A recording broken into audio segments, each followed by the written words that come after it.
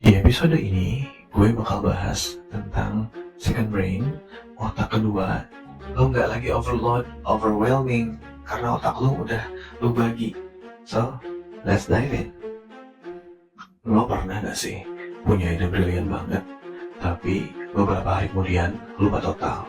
Atau baca buku keren, dapat nasihat emas, tapi sebulan berlalu, lo udah gak ingat lagi detailnya? Gue yakin hampir semua dari kita pernah ngerasain. Kita hidup di era yang menuntut kita buat terus belajar, improve diri, menghapus semua konten informasi yang masif setiap hari, entah dari YouTube, dari podcast, artikel, sampai di Twitter. Tapi semua pengetahuan berharga itu akhirnya kemana? Pas lagi butuh, seringnya ngedadak blank. Kenapa bisa gitu?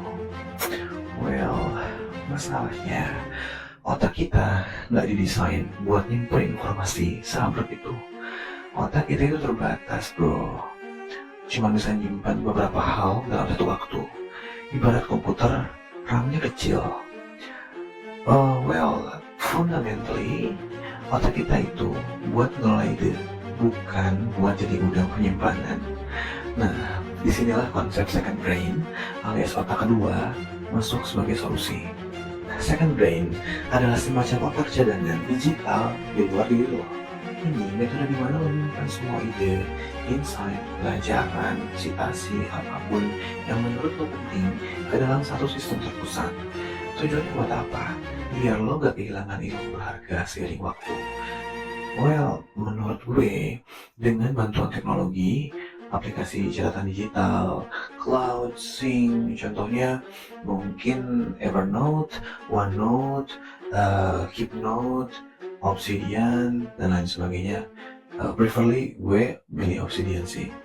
Itu semua second brain yang bakal ngembangin kapasitas ingatan lo melampaui batas alami otak lo. Semua hal penting yang lo pelajari sekarang bisa lo taruh satu memori eksternal yang siap dipakai kapan aja. Just in case ya, coba bayangin, lo tiap hari nerima informasi dari mana-mana dan informasinya itu beda-beda, juga sangat random, dari mulai email kerja, WhatsApp, chat group yang lo scroll pas nyantai tiap hari, video webinar juga, catatan meeting, you name it lah, semua itu ada nilainya.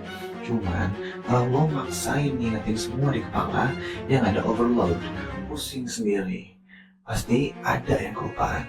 Tapi kalau lo punya sistem yang buat konsolidasi info-info penting itu, lama-lama lo bakal punya kumpulan pengetahuan pribadi yang berguna buat proyek dan tujuan lo ke depan. Baik itu lo mau buat sekolah, kuliah, dari pribadi lo sendiri, usaha lo, rencana besar lo, sampai juga kamu sebagai karyawan gitu ya. Ini yang menurut gue bisa jadi semacam perpustakaan hidup lo sendiri gitu ya. In fact, pada faktanya kita ini sebenarnya udah ngelakuin sebagian kerjaan dari second brain ini, tapi mungkin gak sadar ya. Kita sering catat ide-ide kecil kita di notes HP, you name it, notes HP, nyimpan screenshot di quote Instagram, quote TikTok, link artikel, bikin to-do list digital. Tapi itu semua nggak ada sistem, tidak tersistem. Semuanya itu jadi harta karun pengetahuan yang tercecer di mana-mana. Ilmu yang harusnya bisa dipakai ulang malah terkubur jadi tumpukan catatan dan chat di folder yang random gitu ya. Nah, sekarang dengan punya second brain, lo itu mindahin beban otak lo yang karena lo banyak banget ingat banyak hal random, jadi overload ke sistem yang sifatnya itu digital di luar diri lo, yang ini lebih variable. Hasilnya otak kasih lo ini nanti makin bebas buat fokus mau imajinasi, kreativitas, menghadirkan semua hal-hal penting, ngerjain hal-hal yang fundamental, mikirin hal-hal yang emang benar-benar urgency, penuh. Jadi kehadiran itu penuh di momen yang sekarang, bukan harus mengingat-ingat hal yang lalu gitu ya. Tanpa khawatir hal-hal penting bakalan lupa, karena semuanya sudah tercatat, sudah detail, sudah termitigasi dengan baik gitu ya. Lo bisa ngejalanin hari dengan lebih percaya diri, dengan lebih fokus, dengan lebih terstruktur gitu ya. Karena tahu insight penting lo udah aman tersimpan dan rapi gitu. Semua tentang ingatan lo simpen di digital itu di second brain dan semua tersimpan rapi gitu. Eh, Menurut gue second brain ini jadi perpanjangan pikiran lo sendiri. Dia bakal backup memori lo biar gak gampang hilang, dan sekaligus nendang potensi lo pas ngerjain project atau tantangan baru, atau lo you name it, lo ngerjain banyak project lintas divisi, lintas brand, itu bakal jadi make sense dan lo bakal bisa lebih ringan ngejalaninnya karena lo udah separate ini gitu, separate ini di otak lo yang lo limpahkan ke dalam suatu data yang terlihat gitu ya. Kedengarannya kedengarannya kayak ngaplik otak ya. Pertanyaannya sekarang, gimana caranya kita ngebangun second brain kita sendiri? Well, tenang, ada metodenya. Salah satunya dari buku yang gua baca lewat seorang pakar produktivitas itu Tiago Forte, kenalin metode CODE. CODE itu terdiri dari capture, organize, distill, dan express. 4 langkah sederhana ini udah terbukti sukses bantu ribuan orang bangun second brain mereka.